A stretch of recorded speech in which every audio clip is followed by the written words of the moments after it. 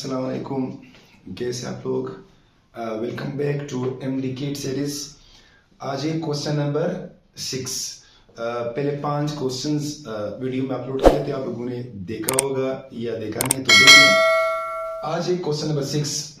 Body of mass m 5 kg, एक body जिसका mass 5 kg है, is moving with a momentum of 10 kilogram metre पर second.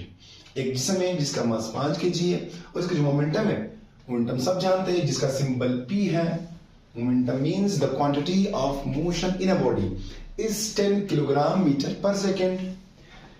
A force of 0.2 newton, फिर इस body के ऊपर एक फोर्स है जिसकी कीमत 0.2 न्यूटन है, acts on it in the direction of motion, यानी जिस डायरेक्शन में बॉडी जा रही है उसी डायरेक्शन में इसके ऊपर 0.2 न्यूटन फोर्स लगाई हमने। द बॉडी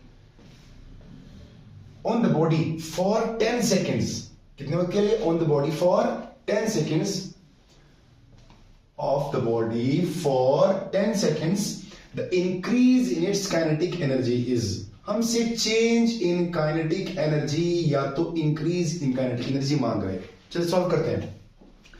फर्स्ट करें, एक बॉडी है and having a mass of 5 kilogram. ये बॉडी सपोज इस डायरेक्शन में मोमेंटम P 10 किलोग्राम मीटर पर सेकेंड से मूव कर रही है, क्योंकि momentum is quantity of motion. फिर इसी डायरेक्शन में हमने इस बॉडी के ऊपर एक फोर्स लगाई जिसकी कीमत 0.2 न्यूटन है। अब जाहिर सी बात है, force will change the momentum. Force will, because हमने एक टॉपिक पढ़ा है momentum and Newton second law of motion, जिसके मुताबिक अगर आप किसी बॉडी के ऊपर फोर्स लगाए तो force will change the momentum and let body comes here, this force acts for 10 seconds, कितने वक्त के लिए? एंड हियर इज वही 5 kg। Now body does not move with 10 kilogram metre पर सेकेंड। क्यों? क्योंकि हमने इसके ऊपर फोर्स लगाई, force has change the momentum. So यहां पर पता नहीं मोमेंटम क्या है, we don't know. Here the body is moving with velocity, momentum जो भी है। अब जहां पर मोमेंटम वहां पर काइनेटिक एनर्जी लाजमी होगी। अब फर्ज करें हम इस मोमेंटम को इनिशियल मोमेंटम बोलते हैं, तो यहां पर इस बॉडी के साथ के पास जो काइनेटिक एनर्जी होगी वो भी क्या होगी? Initial kinetic energy. एक minute, this is initial kinetic energy and time is 10 second. When body comes here तो momentum becomes final and then kinetic energy is also final. The question says, question क्या कह रहा है कि यहां से यहां तक आपने जो एनर्जी इंक्रीज की, जो चेंज इन काइनेटिक एनर्जी आया, आप वही निकालकर हमें बता इन ऑप्शंस में से 2.4, 3.2, 3.8, 4.4। चलिए निकालते हैं। सबसे पहले हमें पता है ये मोमेंटम इनिशियल मोमेंटम है। अब काइनेटिक एनर्जी में अगर आपको पता हो, kinetic energy is equal to 1/2 mv square, तो यहां पर ये इनिशियल काइनेटिक एनर्जी है, हमें पता नहीं है, तो हमें सबसे पहले क्या निकालना चाहिए? Initial kinetic energy. अब यहां पर जो वेलोसिटी होगी वो भी क्या है? इनिशियल। मास तो वही मास है। सो अब vi को निकालने के लिए हम मोमेंटम की मदद लेते हैं। हमें पता है momentum is equal to mv। अब अगर ये इनिशियल मोमेंटम है तो वेलोसिटी क्या होगी? इनिशियल। मास तो वही मास है। अब मास को नीचे शिफ्ट करते हैं। So Vi is equal to P by M, कौन सा P? Pi। अब वैल्यू पर Pi is 10 and mass is 5. So 5 2s are 2 meter per second is initial velocity. अब आपको इनिशियल वेलोसिटी मिल गई, तो आप इनिशियल काइनेटिक एनर्जी कैलकुलेट कर सकते हैं। Therefore, initial kinetic energy is 1/2 mvi square, यानी initial kinetic energy is equal to 1/2 m is 5 and vi is 2। अब इसके ऊपर स्क्वायर है तो 2 square. Therefore initial kinetic energy is equal to 1/2 into 5, 2 2s are 4, अब 2 1s are 2, 2 2s are 2 5s are 10, यानी initial kinetic energy हमारे पास कितनी आ गई? 10 जूल। अब रही बात किसकी? फाइनल की। जब हम फाइनल निकालेंगे तो फाइनल में से इनिशियल को सब्ट्रैक्ट करेंगे तो हमें क्या मिलेगा? Change in kinetic energy. Kinetic energy final, kinetic energy final is 1/2 mvf final square. अब मास तो है लेकिन हमारे पास vf नहीं है। अब वेव को निकालने के लिए हम फर्स्ट इक्वेशन की यूज करते हैं, vf is equal to vi plus at। अब यहां हमारे पास vi तो मौजूद है, टाइम तो है लेकिन एक्सेलरेशन नहीं है, तो एक्सेलरेशन निकालेंगे। अब एक्सेलरेशन के लिए हम मास एंड फोर्स की यूज करते हैं इस तरह, we know a is equal to f by m, Newton second law. अब f कितना है हमारे पास, f is 0.2 Newton and mass is 5। तो एक्सेलरेशन इज इक्वल टू, यह आएगा मेरे ख्याल से 0.04 मीटर पर सेकेंड स्क्वायर, क्योंकि ये पॉइंट इधर 0, ये 20, तो 24 ये -2, ये 0.04 मीटर पर सेकेंड स्क्वायर हमारा क्या आ गया, एक्सेलरेशन। अब इसको यहां पर पुट करते हैं, so vf is equal to vi है हमारे पास 2 plus acceleration is 0.04 into time कितना हमारे पास 10, so vf is equal to 2 plus ये मिलेगा आपको 0.4 मल्टीप्लाई, तो 2 प्लस 0.4 यानी आपको 2.4 मीटर पर सेकेंड फाइनल वेलोसिटी मिल गई। अब इस वेलोसिटी को यहां पर पुट करते हैं तो हमें क्या मिलेगी, kinetic energy final. So kinetic energy final is 1/2 m is 5 and vf is 2.4। So kinetic energy final is 1/2 into 5, इसके ऊपर तो स्क्वायर है। अब 2.4 का स्क्वायर 5.76 मिलेगा, 5.76। अब kinetic energy final is equal to, जब 2 इसको कट करते हैं हमें मिलेगा 2.88 लगभग। जब 5 को इसके साथ मल्टीप्लाई करेंगे तो मिलेगा हमारे पास 14.4 जूल्स, 14.4। अब ये फाइनल है, ये इनिशियल है, तो हमें क्या चाहिए, चेंज। आपको पता है change in kinetic energy is equal to kinetic energy final minus kinetic energy initial. Change in kinetic energy is equal to final is 14.4, initial is 10। So 14.4 में से 10 को सब्ट्रैक्ट करें, आपको मिलेगा 4.4 जूल्स। यानी the increase in kinetic energy is 4.4 joules, which is the option D is correct। ये question number 6।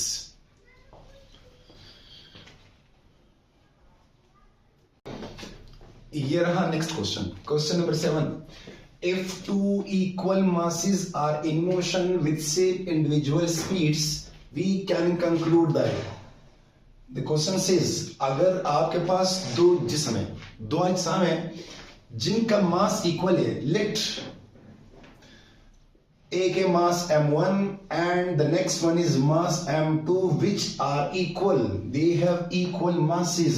Suppose the masses are replaced by only one m, are in motion with same individual speeds, with same individual यानी इनका जो speed है, speed not velocity, क्या बोल रहे, speed, speed are also same, velocities are not same, speed is same. Speed आपको पता है स्पीड और वेलोसिटी का, speed is the magnitude of velocity, speed has no direction but velocity has a specific direction, therefore their speeds are same.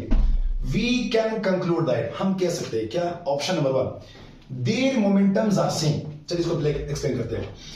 Suppose the momentum of body of mass m1 is p1 is equal to m1 v1। चूंकि momentum is a vector quantity, therefore here is a velocity, and the next momentum is p2 is equal to m2 v2, it's also a vector। अब having same individual speed, सवाल में हमें ये mention नहीं दिया गया है कि ये वेलोसिटी सेम है, बोल रहे स्पीड सेम है।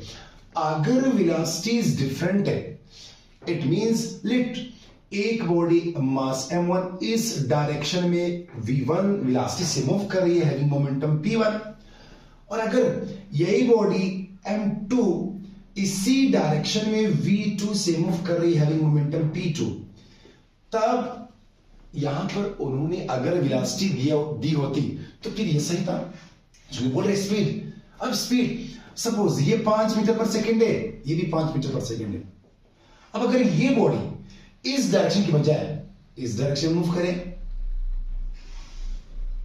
वही 5 मीटर पर सेकेंड वेलोसिटी से, अब स्पीड तो सेम है, magnitude of velocity same, all direction is different, and if the direction is different their momentums are also different. It means their momentums cannot be never same because they have told us speeds are same, not velocity. So momentums are not same. If they have mentioned velocity then the first option was correct, but no velocity speed, therefore ये option नहीं हो सकता। आते तीसरा option की तरफ, इसको पहले छोड़ते हैं क्योंकि यही ऑप्शन है। Their kinetic energies are different from each other. No. क्यों? क्योंकि आपको पता है kinetic energy is 1/2 mv square. अब मास सेम है, स्पीड सेम है, तो kinetic energy स्केलर क्वांटिटी भी तो सेम होगी। ये 5 सो ये सेम है। Therefore ये ऑप्शन गलत नहीं हो सकता। D option, their total energies are same. No. क्यों? फर्स्ट करें यही बॉडीज ग्रेविटेशनल फील्ड में जा रही है। लेट सपोज ये बॉडीज एग्जांपल ये अर्थ है। अब अर्थ के अराउंड एक फील्ड, इसको बोलते हैं ग्रेविटेशनल फील्ड। अगर यही दोनों बॉडीज, एक बॉडी यहां पर मूव कर रही है इस डायरेक्शन में और एक बॉडी यहां पर मूव कर रही है इस डायरेक्शन में, तो बताए क्या इन दो बॉडीज की काइनेटिक एनर्जी तो सेम है, सही है, लेकिन कि जमीन से ऊपर नहीं जा रही। और जब आप जमीन से ऊपर किस चीज को रखते हैं तो हमारे पड़ती पोटेंशियल एनर्जीज होती है, पोटेंशियल एनर्जीज। अब इसकी 1 है, इसकी 2 है, तो पता है पोटेंशियल एनर्जी 2 ज्यादा या 1 ज्यादा है? 2 ज्यादा है। तो अगर हम पोटेंशियल प्लस काइनेटिक को ऐड करें तो क्या ऑप्शन सही लग रहा है? नो, ये भी गलत है, क्योंकि काइनेटिक तो सेम है बट पोटेंशियल सेम नहीं है, मेंशन नहीं है, देयरफॉर ये भी नहीं हो सकता। तो ये गया option number B, their momentums can be different. अब they're not sync are different. सवाल ऑप्शन में ये मेंशन नहीं कि ये मुख्तलिफ है, बोलते हैं मुख्तलिफ हो सकते हैं, सही है। अगर सेम डायरेक्शन में तो फिर मुख्तलिफ नहीं है, और अगर अपोजिट डायरेक्शन में तो मोमेंटम्स मुख्तलिफ है। ये देखें, ये मोमेंटम p1 इस डायरेक्शन में, मोमेंटम p2 इस डायरेक्शन में, ये तो मुख्तलिफ है क्योंकि मोमेंटम वेक्टर क्वांटिटीज है, और जब डायरेक्शन चेंज तो quantities also change. Therefore the correct option is option B. ये हमारा क्वेश्चन नंबर 7। ये रहा next question number 8। The electric field intensity at a point situated at 4 meters from a point charge is 200 Newton per coulomb. If the distance is reduced to 2 meter, what will be the field intensity? क्या कह रहे हैं, चलिए समझते हैं। The question says, let's suppose ये एक charge है प्लस Q। इस चार्ज के अराउंड आपको मिलेगा एक फील्ड जिसको बोलते हैं इलेक्ट्रिक फील्ड। क्या? Electric field, the field around a charge, rest charge is called electric field. Then the electric field intensity, अब इस फील्ड के अंदर किसी भी पॉइंट के ऊपर फील्ड की शिद्दत को हम इलेक्ट्रिक फील्ड इंटेंसिटी बोलते हैं। लेट्स सपोज वो पॉइंट ये है, suppose this point is A, the field situated 4 meters, ये पॉइंट चार्ज से डिस्टेंस r 4 मीटर्स पर है, एंड इस पॉइंट पर electric field intensity symbol E, जिसकी वैल्यू है हमें मिल गई है 200 newton per coulomb. If the distance is reduced, अगर इस 4 मीटर को यानी पॉइंट को यहां से शिफ्ट करके यहां पर ले आए, इस डिस्टेंस सपोज ये r1 या r2, इसको हम हाफ कर दें, 2 मीटर कर दें। जब डिस्टेंस को हाफ करें, 2 मीटर कर दे, तो what will be the field intensity? बताइए इस पॉइंट पर इलेक्ट्रिक फील्ड की कीमत, इंटेंसिटी की कीमत क्या होगी? हमें पता है electric field intensity is kq/r²। Electric field intensity की जो फार्मूला है वो क्या है? kq/, where k is a constant, q is charge, r is distance। अब जाहिर सी बात है, पता है ये दोनों तो कांस्टेंट है। इस इक्वेशन से हम ये कह सकते हैं कि इंटेंसिटी और आर स्क्वायर के दरमियान क्या रिलेशन है? इनवर्स। यानी अगर आप आर को 2 दफा ज्यादा कर दे, इंक्रीज करें, तो इंटेंसिटी विल डिक्रीज 4 टाइम्स। देख रहे हैं इसके ऊपर स्क्वायर है, अगर इसको डबल कर दे 2 टाइम्स तो 2 2s are 4, तो ये 4 टाइम्स डिक्रीज। और अगर हम इसको हाफ कर दे, यानी डिस्टेंस इज हाफ 2 मीटर, अगर आप r को हाफ कर दे तो automatically e will increase 4 times, e will increase 4 times. अब अगर r 4 मीटर है तो e value is 200 newton per coulomb. If r is 4 meter then e is 200। अगर हम r को r प्राइम मान ले, उसको हाफ कर दे, 2 मीटर्स कर दे, तो उसे क्या होना चाहिए, इसको, क्योंकि आप इसको हाफ कर दी, अगर आप r को हाफ कर दे तो ये 4 टाइम्स इंक्रीज, तो e prime must be 4 times of e। अगर आप r को हाफ कर दे, डिक्रीज कर दे, तो e विल इंक्रीज 4 टाइम्स, क्योंकि r के ऊपर क्या है, स्क्वायर है। So e prime must increase, यानी e prime is equal to 4 is 200 newton per coulomb. So 4 2s are 800 newton per coulomb, यानी इस पॉइंट पर इलेक्ट्रिक इंटेंसिटी की कीमत 800 न्यूटन पर कूलम है, which is the option C. ये हमारा question number 8। ये रहा next question, question number 8। Which type of energy does the capacitor store? Capacitor में इनमें से किस किस्म की एनर्जी स्टोर होती है? आपको पता है capacitor is a device which stores energy in the form of electric field, यानी इलेक्ट्रिक एनर्जी। अब इनमें से कौन सी किस्म? Kinetic energy is due to motion, और ये तो मोशन है ही नहीं, ये तो इलेक्ट्रिक फील्ड है, इसलिए ये नहीं हो सकता। Thermal energy it is due to heat energy, क्या ये हीट एनर्जी है, और यहां पर हीट तो है ही नहीं, इसलिए ये थर्मल भी नहीं हो सकता। लाइट इज लाइट, ये भी तो नहीं हो सकता। सो रह गया क्या, potential. Yes, capacitor stores potential energy, electrical potential energy. Capacitor stores electrical potential, अगर मोशन होता तब काइनेटिक, हीट तब थर्मल, लाइट तो लाइट है, तो कौन सा सही है, potential energy is the correct option. ये रहा next question, question number 9। When the distance between two charged, चलिए यहाँ पर लिखते हैं two charged particles is half, यानी अगर इसको हाफ कर दे, अगर हम डिस्टेंस को क्या कर दे, half, the coulomb's force between them becomes, फर्ज करिए ये चार्ज Q1, ये चार्ज Q2, इनके दरमियान डिस्टेंस R है और मीडियम के कांस्टेंट K है, तो coulomb's force is K Q1 Q2 upon R square। Then if the distance is half, अगर हम इस डिस्टेंस को, सपोज ये इनिशियल है, ये सब के सब क्या है, इनिशियल चार्ज के तो कांस्टेंट है, अगर हम RF को RI से हाफ कर दे, आधा कर दे, तो बताया फाइनल फोर्स क्या होगी। लाजमी बात है, या इसके ऊपर क्या है, स्क्वायर है, अगर हम इसको हाफ कर दे तो ये क्या करेगा, इंक्रीज। अगर हम इसको इंक्रीज करते तो ये डिक्रीज कर जाएगा, अगर हम इसको डिक्रीज करते तो इसको इंक्रीज होना है। अब आपने इसको हाफ कर दी, यानी आपने इसको आधा कर दिया, तो अगर मैं फाइनल की बात करूं इधर, तो final force is equal to K Q1 Q2 upon R F square. So F is equal to K Q1 Q2 upon R F की जगह पर अभी RI डिवाइडेड बाई 2, इसका होल स्क्वायर लिखते हैं। So K Q1 Q2 upon RI square divided by 2 2s are 4, इसको ऊपर shift करते हैं। So F is 4K Q1 Q2 upon RI whole square. अब K Q1 Q2 upon RI square is F initial, so F final is 4 times of F initial, therefore option B is this option B. Option B 4 times the initial force is the correct option. ये रहा next question, question number 10. When a body moves in straight line, then its displacement coincides with, आपसे बोल रहे अगर एक body है, ये body एक स्ट्रेट लाइन में जा रही है, लेट यहां पॉइंट A से बॉडी पॉइंट B तक आ गई, तो यहां तक बॉडी ने जो फासला कवर किया है, इसको हम क्या बोलते हैं, डिस्प्लेसमेंट। क्या बोलते हैं इसको, this is displacement D, displacement direction. Then its displacement coincides with distance, force, acceleration, length.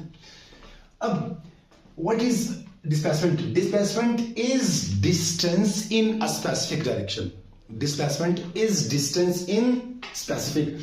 तो ये डिस्प्लेसमेंट b है और यही इसका डिस्टेंस कवर्ड b है, इसलिए ये दोनों अगर किसी बॉडी ने मूव किया इसकी जो पॉइंट से और ये स्ट्रेट पाथ स्ट्रेट, तो distance and displacement both are equal, therefore its displacement coincides with distance equal आ गया। यही तो डिस्टेंस भी है, ये तो पास भी इसने कवर किया है, डिस्प्लेसमेंट भी है। अब फोर्स नहीं हो सकता, एक्सेलरेशन तो नहीं है, लेंथ पता नहीं लेंथ कहां से कहां तक है, length is between any two points. अब ये भी हो सकता अगर ये डिस्टेंस ना होता। अब distance is a specific option, therefore the correct one is distance. So ये क्वेश्चन नंबर 10।